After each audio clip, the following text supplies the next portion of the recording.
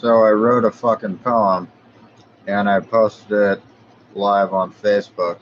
It's called My Neighbors. My neighbors, extra labors. I need some shavers. Old, young. The world of my tongue. Fight hurt, blood on your shirt. Other people, they're a believer. You won't leave her. Start, stop, go, process. It's the rest. Your mind will find the time for your crime. Figure it's time to shine. Get in line. Prosecute. Execute. It's the same. That's why we came. Money isn't funny. Now, anyways, I don't really care about the poem. I'm just doing this shit to make fun of CJ Peterson and a bunch of other people that think they're rappers and shit like that. I'm just fucking literally doing it to make fun of them. But these motherfuckers over here want to call me a terrorist after I put shit up. Well, what is actually unfunny is the fact that they tried to use the Cow Creek tribe to rape an infant child into rehab, and that is actually considered terrorism, and they could get charged for that.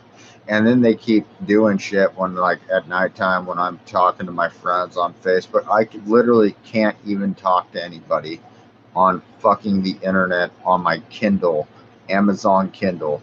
I'm not allowed to talk to anybody without, and I sit in my house where no one could see me, no one knows what I'm doing, and they will talk about every single thing I am doing on my Kindle because they think that if I narc them out to somebody else that they're going to get immunity and they could never get sued, they could never get charged with a crime. People in a whole nother county that wants to say this people in this county shit weird. That's on court record. Prosecutors, judges, several of them saying we're never going to stick up for that fucking county. They think people give a fuck about them.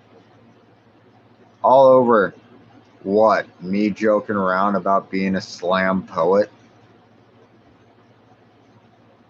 It just shows the fact that I have a lot of potential and it's all unused, and these people are beating me down so I can't use my proper potential.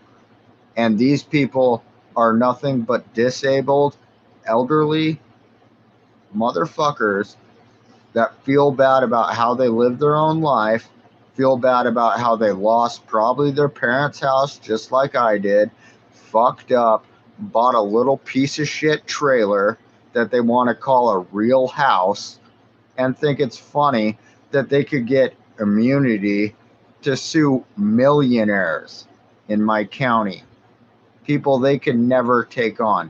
Plus, just like the rules of RICO, there is a thing saying you owe 3 times the amount of what was paid when you committed that racketeering offense to rape that kid, which means technically you owe me, Chelsea, and fucking Autumn 3 times the amount of what you thought you were going out to get criminal intelligence on, that you failed to get the proper criminal intelligence that you told the police and the prosecution office in Douglas County that you would help them get, which means you committed a racketeering and a corrupt organization offense.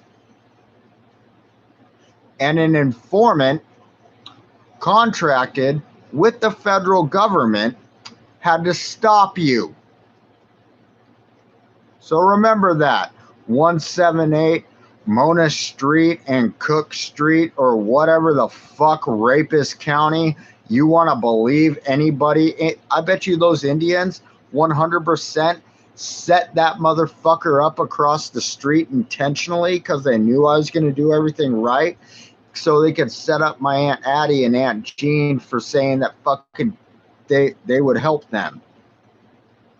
Their own business set them up. I guarantee it. And I guarantee in court, that's what the Indians' lawyers are going to say.